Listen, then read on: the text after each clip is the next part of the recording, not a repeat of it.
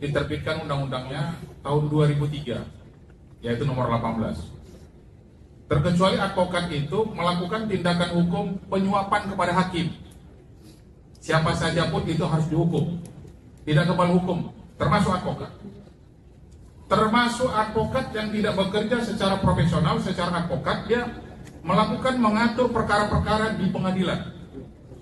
Ya, kita tahu bahwa Saudara Hotman Paris itu bukan bekerja sebagai advokat ketika menangani perkara berhadapan perkara ini, tapi beliau adalah secara pribadi.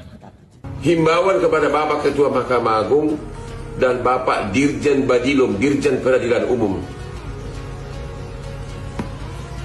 khusus untuk perkara viral, perkara pidana viral, terutama untuk perkara viral yang dimuat oleh media, agar majelis hakimnya jangan dimutasi dulu karena pemeriksaan sudah babak akhir, karena itu akan sangat merugikan para korban atau para pelapor.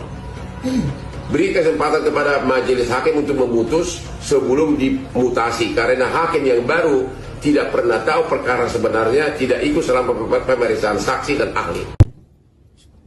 Dan kita tahu semua bahwa beliau itu selalu dalam kontennya mengatur, diduga mengatur hakim-hakim yang tidak pindah yang seharusnya mutasi tanggal 22 April 2025.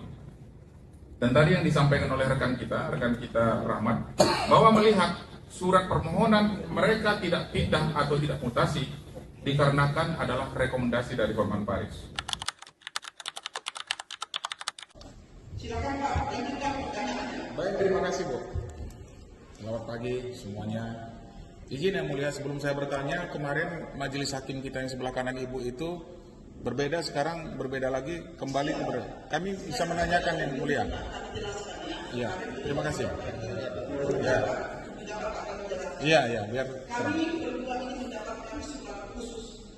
Ya, kemarin beliau cuti kami ini mendapatkan SK khusus untuk menahan mutasi sampai perkara ini kami selesaikan. Dua kami ini tidak ada perkenalan, tidak sampai menyelesaikan perkara ini. Kemarin beliau cuti. Ya. Berarti dilanjutkan kita.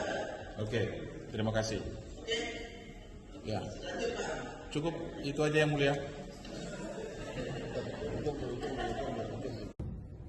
Kemudian perlu saya sampaikan bahwa sesuai dengan SKB 3 Menteri Undang-Undang ITE Pasal 27 ayat 3, sesuai dengan dasar pertimbangan dalam batas putusan Mahkamah Konstitusi nomor 50 tahun 2008 dan penjelasan pasal 27 ayat 3 Undang-Undang ITE, pengertian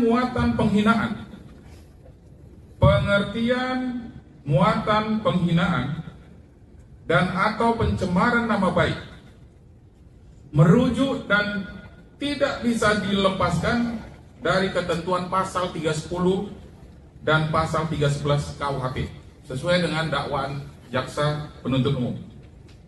Pasal 310 KUHP merupakan delik menyerang kehormatan seseorang, menuduhkan sesuai dengan agar diketahui umum. Sedangkan pasal 311 KUHP berkaitan dengan perbuatan menuduh seorang yang tuduhannya diketahui tidak benar oleh pelaku. Itu baru bisa diterapkan pasal tersebut. Dengan pertimbangan Mahkamah Konstitusi, jika muatan atau konten yang ditransmisikan, didistribusikan dan atau dibuat dapat diakses tersebut adalah berupa penghinaan, kategori cacian, ejekan, dan atau kata-kata tidak pantas, untuk perbuatan yang demikian dapat menggunakan kualifikasi delik penghinaan ringan sebagaimana dimaksud pasal 315 KUHP. Ya.